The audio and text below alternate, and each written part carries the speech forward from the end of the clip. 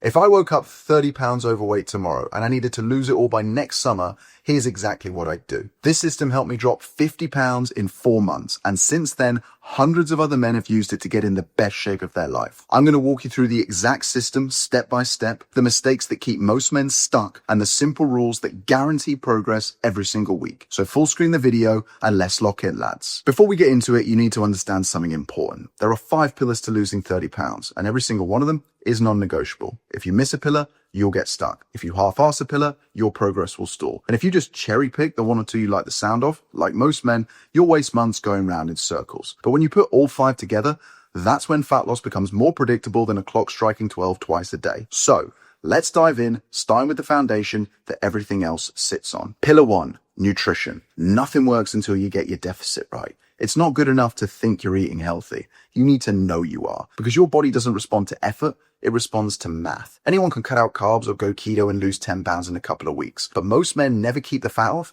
because they don't hit a consistent, sustainable deficit.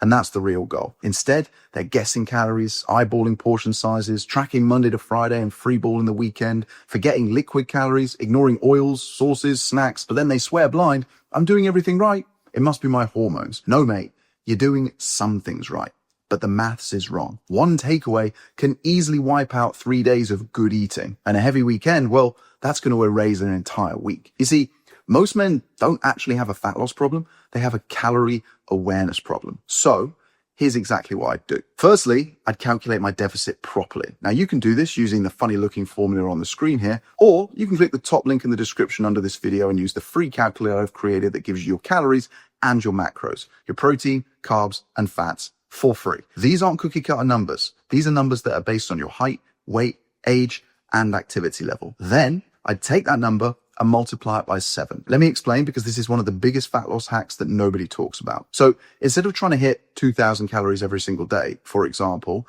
you multiply it by 7 to give yourself a weekly allowance. So 2,000 multiplied by 7 would be 14,000. That lets you eat lower calories Monday to Wednesday when motivation is higher and the social calendar is clearer, and eat higher calories Friday to Sunday when it's the other way around. It's flexible, it's sustainable, and as long as you're under that weekly target, you'll still lose fat every single week. To be clear, I was just using 2,000 calories as an example. I'm not saying that's the magic number. The magic number is unique to you. Then, once I had my calories in check, I'd be prioritizing protein, fiber, and water, particularly early in the day, because these 3 things do 80% of the hard work for you. They fill you up, they stabilize your blood sugar, they reduce your cravings, they boost your energy, and they stop you binge eating at night. Next up, I would fix my food environment. And honestly, this is the part that most men skip, but it's also why they fail. Because if your house is full of snacks and biscuits and crisps and treats, and your Deliveroo or Uber Eats app is still on your phone, you're just relying on willpower, which always loses long term. So let's do a little bit of a spring clean, or I suppose a fall clean instead. Go through your fridge and your cupboards and clean them out. But don't just throw the food away. At this time of year, food banks are desperate for anything to get their hands on. So box it up and donate it to them. While you're at it, just do yourself a favor and delete those food delivery apps. Then last but certainly not least, when it comes to my nutrition, I would eat one thing that I love every single day. A chocolate bar, a snack, a small treat, whatever you want it to be. Not because it burns fat, but because it keeps you sane and stops you rebounding. Remember, this isn't a new diet. This is a new lifestyle. That's how you create a deficit that works every day, every week, and every month without feeling miserable. Okay. Now we've got your nutrition set, we're going to move on to the next pillar. And this is the one that's going to make the biggest difference visually. Pillar number 2, movement. And honestly, this is the one that most guys massively overcomplicate. Because when most men try to lose fat, they jump straight into brutal gym sessions, savage hit circuits, and endless cardio. Basically, trying to burn fat through sheer force and suffering. But the truth is, your workouts are not where you burn the majority of your fat. Your lifestyle is. It's not the hour you spend in the gym, it's the other 15 hours you spend awake. And this is exactly why so many men struggle. They think, I trained today, so I'm good. But then they spend the rest of the day sat on their, whether it's at work, in the car, or on the sofa.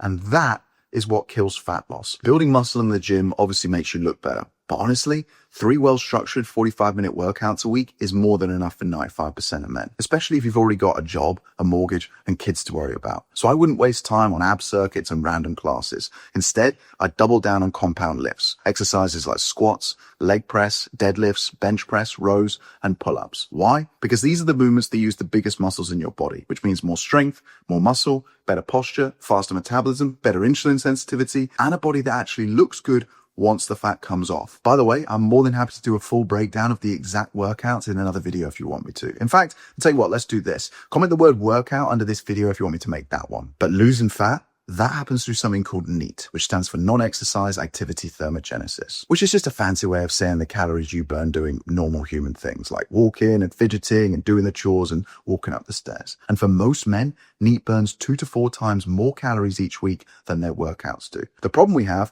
and this is a societal problem which I'd love us to fix together, is that the average man is doing less than 4,000 steps a day. That's barely moving from the sofa to the fridge and back again. So here's exactly what I'd do. First, I'd set a weekly step target. Not a daily one, a weekly one. And this is the same logic as the calories. Because over the years, I've found that daily targets tend to stress people out, whereas weekly targets give you flexibility. And the sweet spot for fat loss is around 60 to 70,000 steps a week. If I come in low on a Monday and a Tuesday, I'd make up for it on a Wednesday and a Thursday. Then I'd get myself a walking pad. Why? Because it's winter and I'm sick of you all telling me you can't go outside because it's cold and wet. Now, you can easily get 5,000 steps a day while you're answering emails, taking calls, or watching YouTube videos. In fact, I might make it a rule that unless you are walking, unless you're getting some steps in, you're not allowed to watch my videos. I'm not sure exactly how I'd enforce this, but not a bad idea, right? And then I'd make a simple rule. If my destination is under 2 miles away, whether it's the office, the supermarket, or the gym, I'm going to walk, because you'd be shocked how fast the steps add up when that becomes your default. And when you combine strength training with a high step count,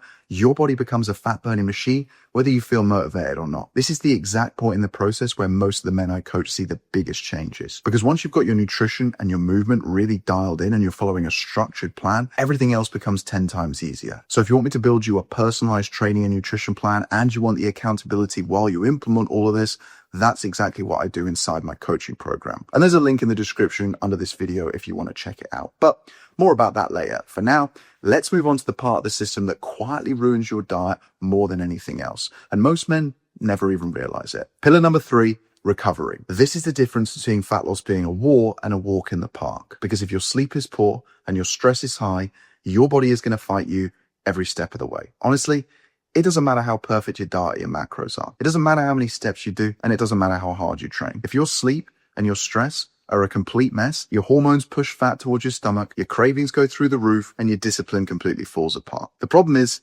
most men think sleeping 6 hours is normal. They think scrolling TikTok before bed is normal. They think waking up tired every single day is normal. But this is the stuff that's holding you back, being normal. So here's what I want you to do instead. The first thing I do is work on my sleep consistency. You want to pick one wake up time and stick to it every single day, including weekends. And honestly, that one habit alone is going to strengthen your circadian rhythm more than any fancy supplement ever will. Then I'd reverse engineer my bedtime to make sure I was actually getting enough sleep. So if I wake up at 7, I need to be winding down by 10.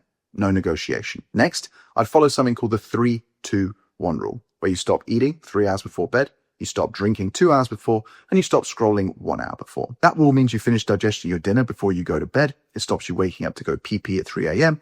and it keeps your brain calm so you can actually get quality sleep instead of lying there like a stressed out zombie. An evening shutdown routine can be a complete game changer, but it doesn't have to be complicated. Dim the lights, stick your phone in airplane mode, and read a book or stick a podcast on. And no, not a murder mystery one. Something chill, something to get you excited about tomorrow. And then comes the environment. Listen, if you can only invest in one thing in 2026, it shouldn't be crypto. It should be a sleep environment. Because £500 or $750 on a strong fan, a comfortable mattress, some good bedding, blackout blinds, and some earplugs is going to completely change your life. Because it's not so much about how long you sleep as much as it's about how well you sleep. And anyone who's ever had a Whoop or an Oura Ring will know this. Sleep is your body and your brain's reset. It's when your testosterone peaks, when your memories are stored, and when your nervous system relaxes. It's like plugging your phone into charge at night. You want to wake up with it on 100%, right? In fact, you'd be annoyed if it was only 80% charged, wouldn't you? So why aren't you as invested in your own battery? And stress works the same way as sleep. It chips away at you until you break. The problem is we've all been given the same generic advice, haven't we? All we need to do is manage our stress. Yeah, thanks.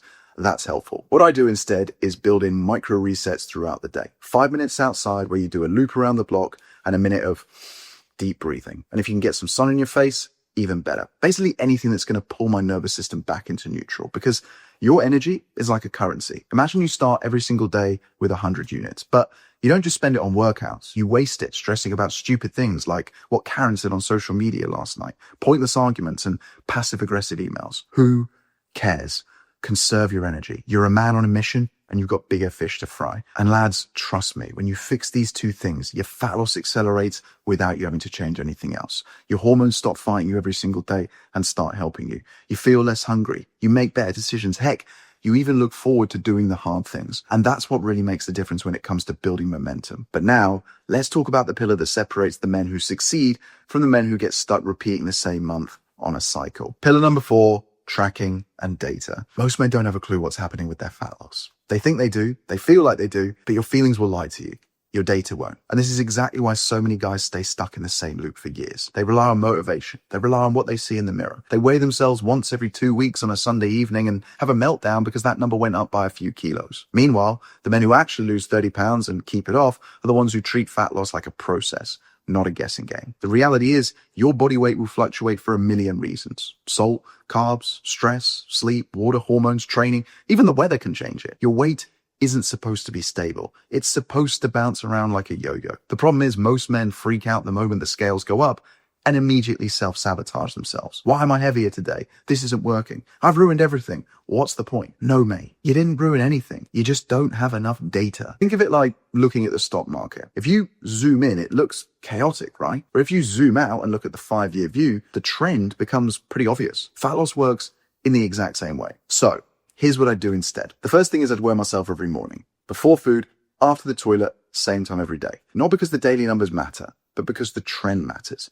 If you only weigh yourself once a week, you're rolling the dice on a random number. You're basing your whole emotional state on something you can't control. But if you weigh yourself every day, you can see the pattern. You can see the average dropping, even if the daily numbers look insane. Then I'd measure my waist once a week because your waist tells the truth before the mirror does. It's the earliest sign your body is changing, even when you can't see it yet. After that, I track my calories, my macros, my steps, my sleep, my workouts, and how much water I'm drinking. Nothing extreme, nothing obsessive, just enough to keep me honest. Because the moment you have data, the emotion disappears. When emotion disappears, consistency becomes easy. Honestly, I cannot tell you how many times guys have come to me saying, mate, it's not working, only for me to look at their numbers and say, you're literally losing weight and you're getting stronger in the gym.